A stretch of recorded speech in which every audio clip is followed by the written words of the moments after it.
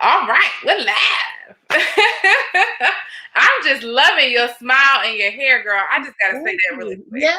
Thank But hi, happy Cinco de Mayo, you. everybody. Listen, y'all can't see it. I have my little festive skirt on, my festive earrings. I was just flowing around the city today.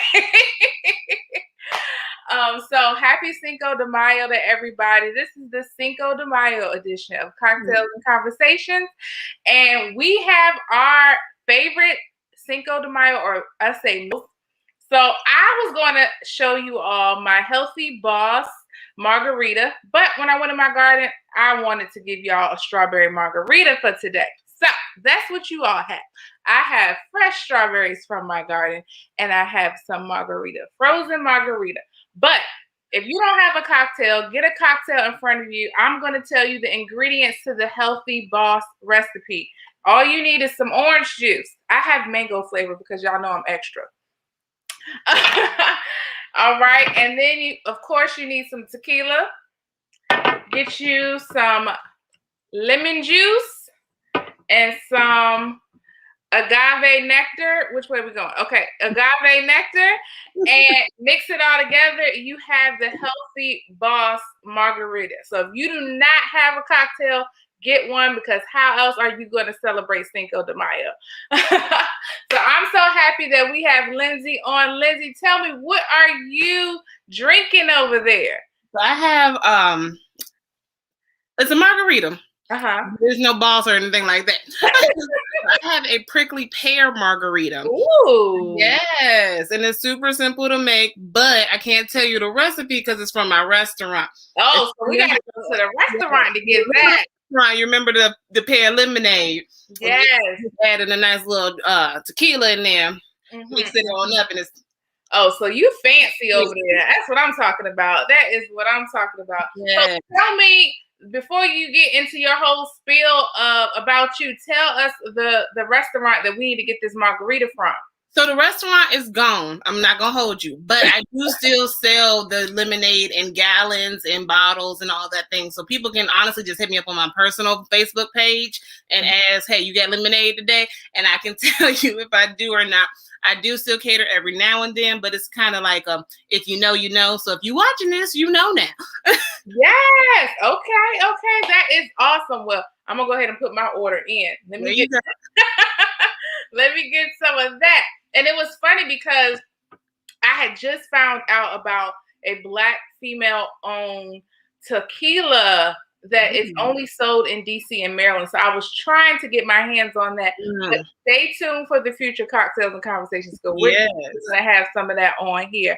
But so, Lindsay, tell us about yourself for people who don't know. My name is Lindsay Anderson. People call me Lindsay A, or I call myself that, and people are catching on. I am the executive director of Vision Driven 757. I work with youth all over Hampton Roads. I'm also a reading interventionalist at Portsmouth Public Schools. So again, I'm there with the babies. I'm all about community, all about the people, these young people, and really inspiring them, encouraging them, giving the tools and the resources and the things that they need to become the functioning, thriving adults that we need so that we can all be the change together. Yes, I love it. And especially during this pandemic, you have done so much for the community. So I definitely wanted to talk to you about community impact. And I know you're a business owner. I've visited your restaurant plenty of times and had all that good food. So I know that you have entrepreneur all in your spirit, but you also have community impact. So tell us how important it is to be engaged in the community as a business owner. It's so important. My support came from the people that I was already connected to, from the work that I did in the community. When I had the restaurant, and I put it out there, it was all the people that I saw all the time. It was like family because they were coming and supporting. And even when the restaurant was shutting down, it was a sad time for me. But when I put the call out, when I said, hey, y'all, I need help. If I might have any chance of saving this thing, I need you all to show up and show out. They showed up and they showed out. We were busy from open to close. There was not a piece of meat to be found in a freezer, refrigerator, or anything. So really being in the community, making it my presence known, making people know that I'm caring and I'm here, and whatever I can do to help, I will do. Made people do that for me in return. So just about whenever I ask for anything, people come out and they support because they know that I will give it back tenfold. I'll do anything for anybody. I'm always down to help. If I have the time, if I have the resources, even if I don't, I'll send some money. I'll do anything, to make sure that people know I got you. I'm here to support you, whatever you need, however I can. And I think that is awesome as a business owner, because you are going to that's how you network. Like, you don't network and just take from people. You also have to give, and you have to connect, and you have to be that support system. Sometimes it may not be buying something, but it could be referring something or supporting a customer or leading somebody in different ways. So I love what you're doing. So tell us about what you did during the pandemic and how you even got that started. So when the pandemic hit, I was actually working as a 5th grade English teacher at another Portsmouth school. And I kind of instantly thought of my kids. Mm-hmm. They shut down the school, and I thought like half of my homeroom depended on those breakfasts and lunches that they received from the school. And with the school immediately shutting down, that's 2 meals out of 3 that they wouldn't be getting anymore. And so I was like, what do I do? What do I do? How can I help them? And I was literally chilling. I was like, you know what? School is closed. I can take a break. I'm not going to do nothing for a second. And something was just like, make a sandwich. And I was like, I'm not hungry. Why would I make a sandwich? But it wasn't for me. I put it out there on social media. I was like, I think I'm going to make some lunches. If you all know any families in need, have them contact me. I drew up a little quick flyer on Canva, and I put it out there. And then every couple of days I would put it out there, and it got more and more. And someone tagged me in a post, and they were like, who's doing things in the community? I was like, well, I'm doing lunches right now. I only got like 10 people who need them. But they did a news story on me. And when the story broke, the levee broke, okay? People started finding me. They started giving donations. One woman gave me her whole snack store. Like, she had a little snack store inside of a business. And she was like, I don't want this stuff to go bad. So we had tuna packs and crackers and all these things. When the story broke, I think I got over $1,500 in donations. Wow. So from March to July, we were able to make and deliver over 8,500 meals to kids and families in need in the Hampton Roads area. So that was the start of it. And then we went back to school. So they were talking about virtual. So I was like, well, what if these kids don't have devices? What are we going to do? I got TCC to donate some, and then I paid for some. I had some other people. I just put it out there. I was like, if you have gently used laptops or devices, please send them to me. I have someone who can fix them. I had a friend. He was fixing them for free for me. He was just like, just bring them. I got you. And we were able to give out 15 devices. We gave out over 200 fully stocked backpacks. They can have PPE, so they have masks and hand sanitizer and anything that these kids might have needed to go back to school. We did Thanksgiving. We did our first Christmas drive. We did an angel tree for the first time last year, because I just really wanted these kids to not miss out on anything. And I know with the pandemic, with people just suddenly losing their jobs or their incomes being cut in half, or just things happening that they were lacking. And so we were trying to do whatever we could do for them. We gave them learning aids. They got science kits. We gave them Juneteenth packets when they made Juneteenth holiday. We were out there. We would have voter registrations going on. Anything that we could do to keep people feeling whole, to keep people feeling like someone cared and someone was about them. We were out there doing it. And that's awesome. So where do you think you got this community spirit or this entrepreneurial spirit from? Like, is somebody in your family, somebody you look up to? Where did you get it from? I've always wanted to help people. I knew that things weren't fair and it wasn't right, regardless of how I came up. Like, I didn't come up low income. I didn't come up in a split parent house or anything like that. I had both of my parents. We were working middle class, like overall, but I saw and I knew that it was not right that other people didn't have, for whatever reason. So from a young age, like, you can ask my mom, I had a notebook at 5, like, I'm going to get shirts and I'm going to put cute sayings on them and I'm going to give them to homeless people. I'm going to have a barn and I'm going to have all these rescued animals and I'm going to give them a home. Like, I just wanted to do all the things. Anytime I saw a homeless person, I would bust out in tears. Like, I never understood why people didn't have. And so when I had the opportunity to give it, I was like, yeah, all the things. And my house is filled with entrepreneurs. My dad has always said, if you can't find a job, you make a job. My sister is a makeup artist. My mom, she does artwork. My dad is a contractor. So I grew up in entrepreneurship. I almost didn't have a choice. Like if I didn't have but I think I'd be looked at sideways. Like, so what do you do? Right. That is so funny. And I think that for myself too. Like even when people ask me, I'm like, well, I realized that I grew up working my mom's business. So, I mean, it kind of falls down to you. You kind of see it as a role model. Right. So, a quick break for those who are tuning in. So, since it's Cinco de Mayo and everybody celebrates Cinco de Mayo, who actually knows why we're celebrating Cinco de Mayo? So, somebody can tell me in the comments what Cinco de Mayo is really celebrating. Then they'll get a gift card to Plaza Azteca. So make sure you're looking that up. All right. So you can get your Mexican food on me. Yeah. Make sure you look up why we're celebrating Cinco de Mayo. Why is it significant? Tell us in the comments so that we can get some engagement in there. So I also noticed that a lot of people will sit on their dreams. Like so many people have these business ideas and so many people have dreams of serving the community and all that different stuff, but they never do it. It's just always a dream to them. So can you give some inspiration to that person who had this idea, this dream, and they've been sitting on it? What would you tell them? Why are you depriving the world of your gifts? Yes. We are waiting for you, okay?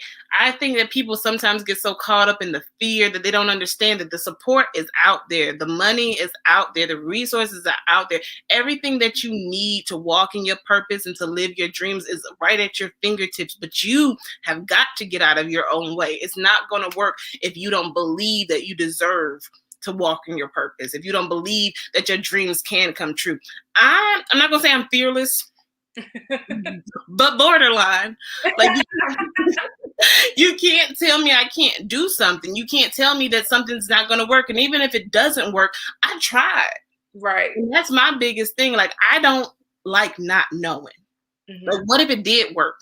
What if it could have been that $1 million idea that I've been sitting on this whole time? I could have been a millionaire this whole time. Like, you know, I can't sit there with that what if. And for me, that's kind of my driving force. That's what keeps me going. That's what's like, you know what? You'll get the money back and you won't get the opportunity again. It doesn't always represent itself. It doesn't always come back around. Sometimes it's right there in that moment alone. And you either have to go for it or you're going to watch somebody else live your dream. And I would hate that. Don't do the world a disservice by sitting there on your gifts. We are waiting for you. We need you. We will support you. We will encourage you. But you have got to start. Right. I love it. And then somebody answered. Yes. I can't even see the name. Put your name in there because I can't even see your name right now. But they said it's because of the Mexico battle, the victory over France. That is true. Yes. The victory over France. A lot of people would say that it's like the Mexican Independence Day, right? But so yeah, that is awesome. Thank you. So I can get you your Plaza Azteca so you can get some tacos from me. But so I have another question. Hi Rita. Yes, I will get you your gift card, and Rita owns a daycare, a lot of love, learning center in Churchland. So make sure if you need some childcare services, she's talented. So she does shirts, she does everything. Everything. I love it. So, okay, Rita, I will definitely get you your gift card. But so I wanted to also ask you, piggybacking off of the last question, a lot of people will reach out to me saying, hey, I have this idea and I know that you're a business owner, you're done it. I've been sitting on this idea. Do people reach out to you and ask for business advice? What do you tell them? Like, how does that even look? Honestly, I talk to them. I will talk to anybody. I just had a sit down with a woman last night at Panera because she was like, I want to start a nonprofit. Like, what did you do? How did you do it? I'm like, yeah, let's meet. Let's talk. I got about 35 minutes, but I was the time, you know, I had someone in my DMs today, like, I have a nonprofit, but I'm not feeling motivated. Like, can I just talk to you for a little bit? Sure. because it takes nothing away from my business. It takes nothing away from my nonprofit. It doesn't do anything for me. I was going to make it a business and, do consulting specifically for nonprofits. But the more I tried to put a price on it, the more I tried to, come up with this business plan and structure, I was like, it's not working. And I felt like it wasn't working because it wasn't supposed to work. If I have the time to give the information, to sit down and talk to somebody, I will do it. If you want to donate to me, listen, I'm not going to say no. Okay. I love a taco. So if you want to sit down and buy me a taco and I tell you business advice, sure. But it's not anything that I want to make a business at this point. I have mentees. I have about 3 now. And, they're just people that I check in with and they're like, you okay? What are we looking like? What's our schedule going? Like, what are we doing?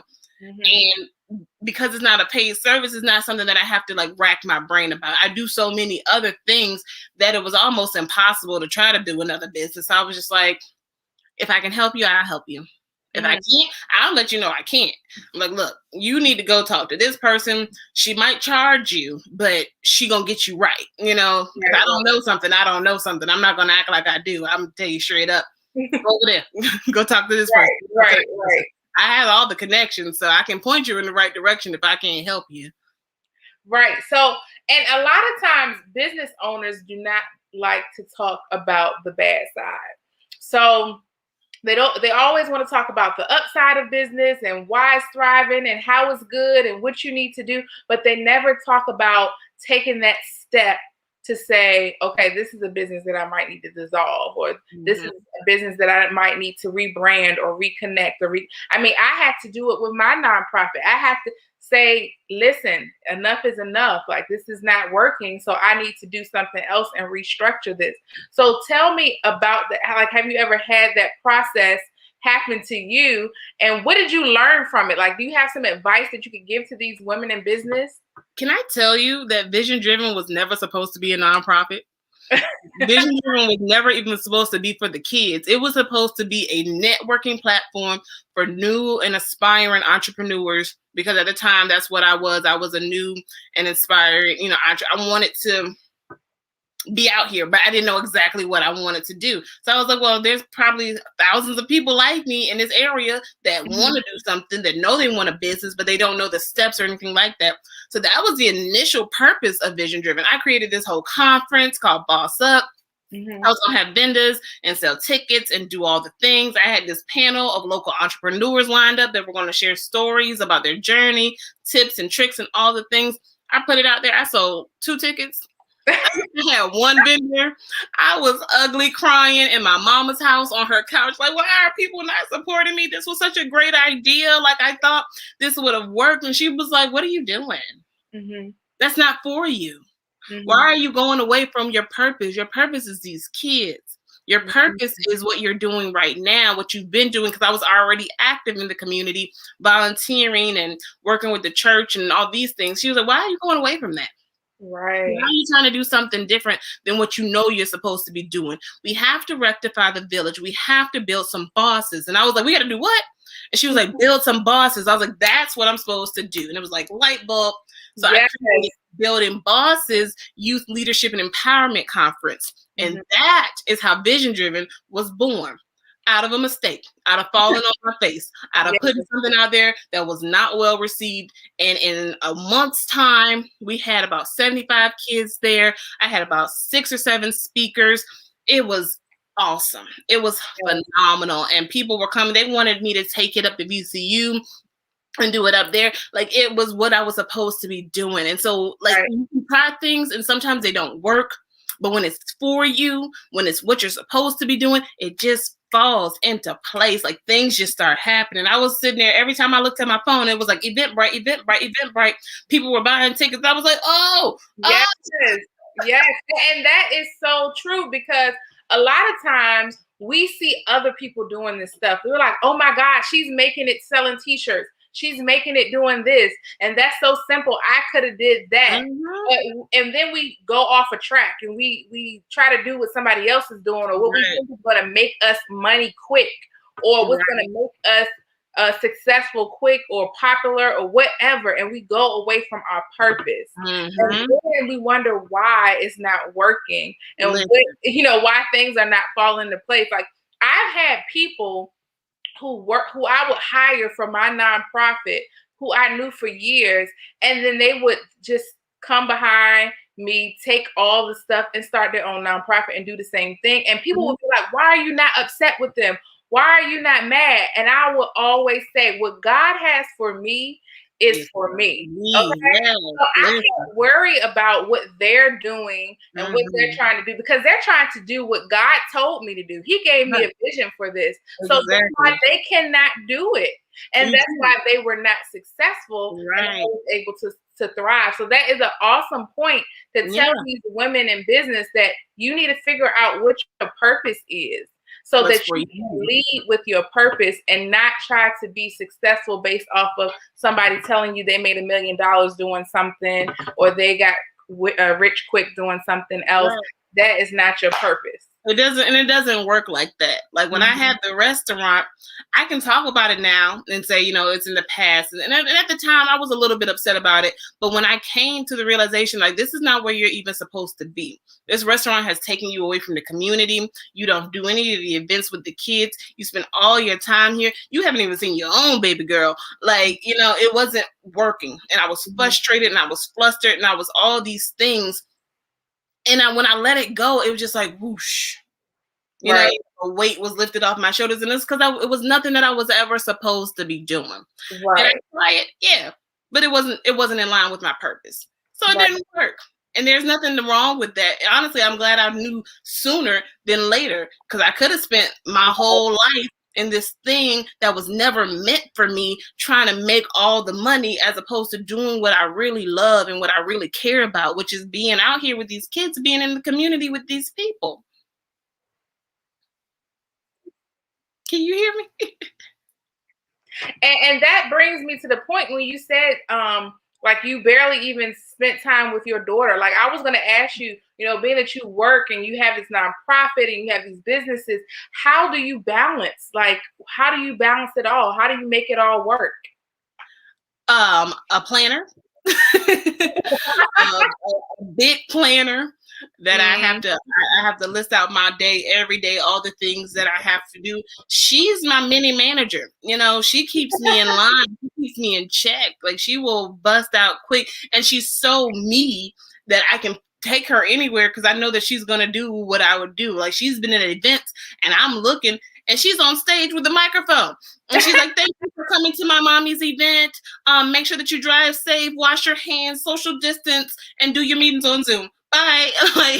So I mix her into it. Some things, I'm like, mommy has to do this. Mommy has to do that. Give me 10 minutes or whatever. But I make time for her.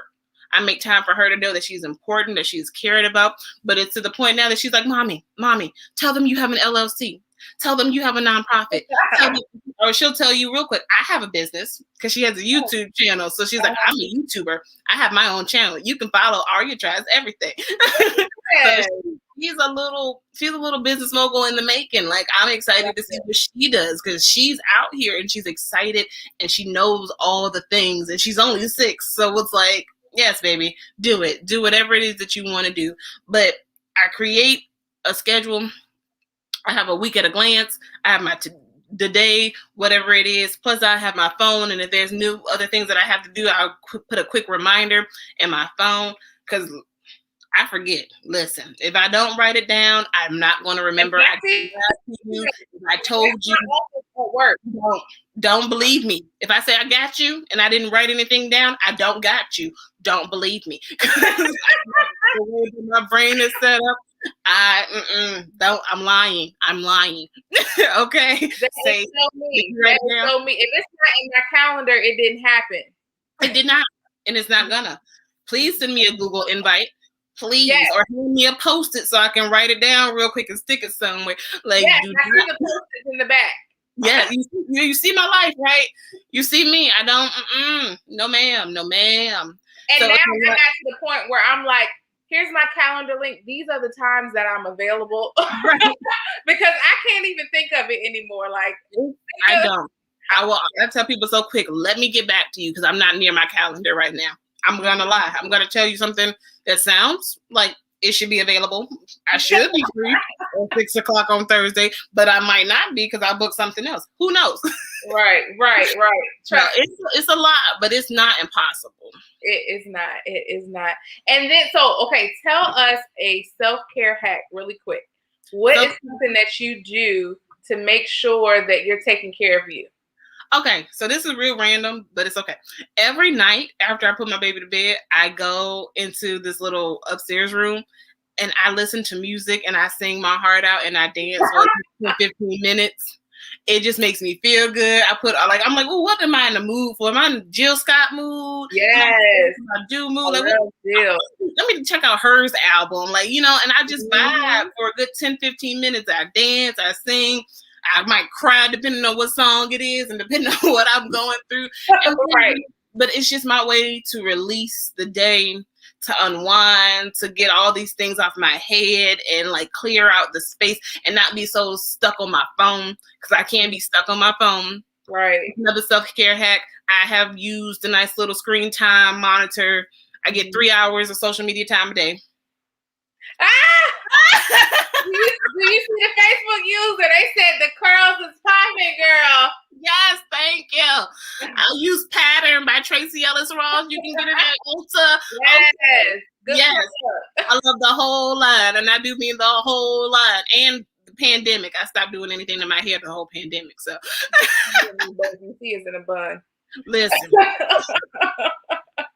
That is so awesome. Okay.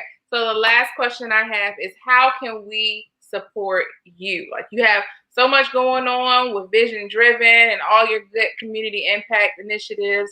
Tell us how we can support you. You can always follow us because we always need followers. So you can follow Vision Driven 757 on Facebook, Twitter, and Instagram. We're always accepting donations. Vision Driven 757 is the Cash App. You can come out this Saturday because we're going to be hosting our first in-person event, Community Day, in Portsmouth at the Craddock Garden. We'll be giving out household supplies, PPE, hot meals. There'll be games and activities for the kids, books for the kids, all kinds of fun things. So you can definitely come out to that. We're always looking for volunteers. So you can go to our website, www.visiondriven757.org, and fill out the little volunteer form. And if you need any kind of motivation, inspirational encouragement, you can follow me at Lindsay AFVA on Instagram and on Facebook. Yes. And I know that normally on Wednesdays at 7:30, you're going live and you have some great content that you share with people. So make sure you follow her as well. Yes. So we're done with cocktails and conversations. You can go right over there to Lindsay. Yes. Lessons with Lindsay live every Wednesday at 8. Yes.